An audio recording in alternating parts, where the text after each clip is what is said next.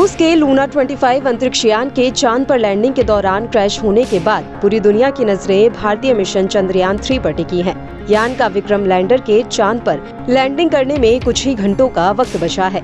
इसरो ने मंगलवार को अपडेट दिया है कि चंद्रयान 3 मिशन बुधवार शाम को दक्षिणी ध्रुव पर सॉफ्ट लैंडिंग करने के लिए तैयार है।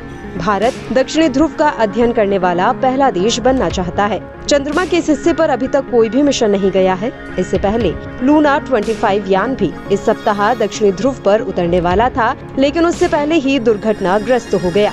सवाल यह है कि चांद के दक्षिणी हिस्से में ऐसा क्या है कि सभी देश चांद के इसी हिस्से पर लैंडिंग करना चाहते हैं। चलिए जानते हैं। भारत का चंद्र मिशन वर्तमान में तमाम चुनौतियों का सामना करते हुए चांद के इलाके पर विक्रम लैंडर की सॉफ्ट लैंडिंग के लिए सही जगह ढूंढने का लक्ष्य बना रहा है। इसरो का मानना है कि अगर सब कुछ सही रहा तो 23 अगस्त की शाम 6:04 पर विक्रम चांद पर लैंडिंग करेगा। इसरो के पूर्व समूह निदेशक सुरेश नाइक ने बताया कि इसरो हमेशा प्रत्येक मिशन पर अलग अलग चीजें करने की कोशिश करता है, तो यह एक पहलू है।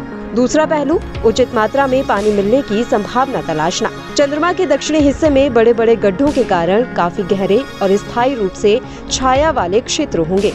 उन्होंने कहा कि उम्मीद है कि दक्षिणी हिस्से में जमा बर्फ में बहुत सारा पानी होगा।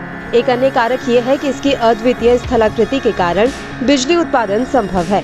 एक और विशाल छायादार क्षेत्र है तो दूसरी ओर ढेर सारी चोटियां हैं। ये चोटियां स्थायी रूप से सूर्य के प्रकाश में रहती हैं, इसलिए निकट भविष्य में मानव कॉलोनी स्थापित करना एक लाभप्रद स्थिति है। चीन पहले से ही 2030 तक वहां मानव कॉलोनी स्थापित करने की सोच रहा है। चंद्रमा पर बहुत सारे कीमती खनिज भी उपलब्ध हैं। बहुमूल्य खनिजों में से एक हीलियम 3 है, जो हमें प्रदूषण मुक्त बिजली उत्पन्न करने में मदद कर सकता है। नाइक ने यह भी बताया कि अगले 2 वर्षों में विभिन्न देशों द्वारा 9 चंद्रमा मिशनों की योजना बनाई गई है। संयुक्त राज्य अमेरिका और चीन दोनों ने दक्षिणी ध्रुव पर मिशन की योजना बनाई है। गौरतलब है कि पिछला भारतीय मिशन 2019 में चंद्रयान 3 द्वारा इसी क्षेत्र के पास सुरक्षित रूप से उतरने में विफल रहा था। एक बार जब चंद्रयान 3 चंद्रमा के दक्षिणी ध्रुव के पास एक रोवर तैनात करेगा तो इसरो वैज्ञानिकों ने कहा कि वे चंद्रमा की मिट्टी और चट्टानों की संरचना के बारे में अधिक जानने के लिए 14 दिनों तक प्रयोगों की एक श्रृंखला चलाएंगे। चंद्रमा के दक्षिणी ध्रुव पर बर्फ और खनिजों का भंडार होने की उम्मीद है। भारत दक्षिणी ध्रुव का अध्ययन करने वाला पहला देश बनना चाहता है। चंद्रमा के इस हिस्से पर अभी तक कोई भी मिशन नहीं गया है।